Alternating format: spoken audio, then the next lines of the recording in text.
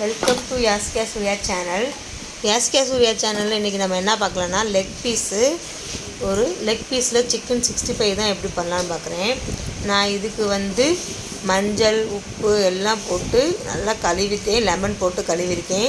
ஏன்னா ஸ்மெல் நல்லா போடணும். அப்புறம் கீரல் நல்லா போட்டு வாங்கிட்டு வந்துட்டேன் நான் அங்கேருந்து வரும்போதே. இப்போ நம்ம என்ன போடுறோம்னா சிக்கன் பொடி தான் போடுறோம். நான் 2 லெக் பீஸு இன்றைக்கி பாப்பாவுக்கு பிறந்தனால அதனால் லெக் பீஸ் பிடிக்கிறதுனால லெக் பீஸ் வாங்கிட்டு வந்து பண்ணேன். அதோடு கொஞ்சோண்டு தனி மிளகாய் பொடி போட்டுக்கலாம்.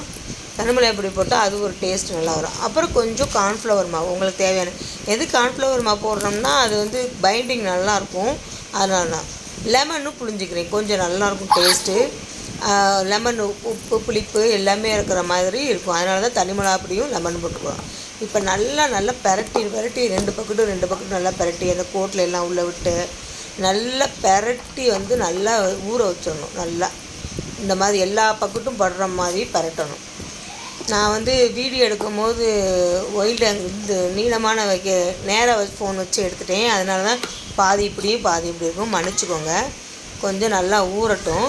இப்போ நல்லா ஊறிடுச்சு. எண்ணெய் நல்லா காய வச்சுட்டு சிம்மில் வச்சுட்டேன். அடுப்பை நல்லா சிம்மில் வச்சு நீங்கள் 20 நிமிஷம் இருந்தது நான் வேக வச்சேன்.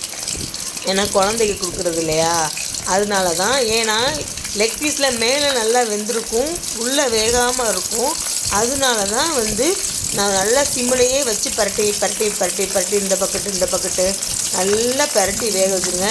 நம்ம சாப்பிட்றது ஒழுங்காக வெந்ததுக்கப்புறம் சாப்பிட்ணும். ஏன்னா சிக்கன் உள்ளே அந்த எலும்பில் ரத்தக்கரை மாதிரி தெரியக்கூடாது. பாருங்கள் எப்படி வந்துருக்குன்னு பாருங்கள், செம்மையாக வந்துச்சு இன்றைக்கி. பாப்பா பிறந்த நாளைக்கு அவங்களுக்கு பிடிச்சது செம்ம. பாருங்கள் பிக்கும் போது அப்படியே பூ மாதிரி பிச்சு வந்துச்சு. பார்த்தீங்களா எப்படி வந்துருக்கு, பார்த்தீங்களா சூப்பராக வந்திருக்கு.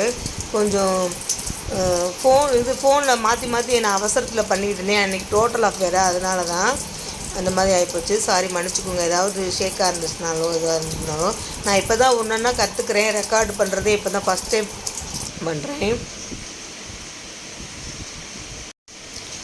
என்னோடய சேனலுக்கு சப்ஸ்கிரைப் பண்ணுங்கள். தேங்க்யூ, பாய்.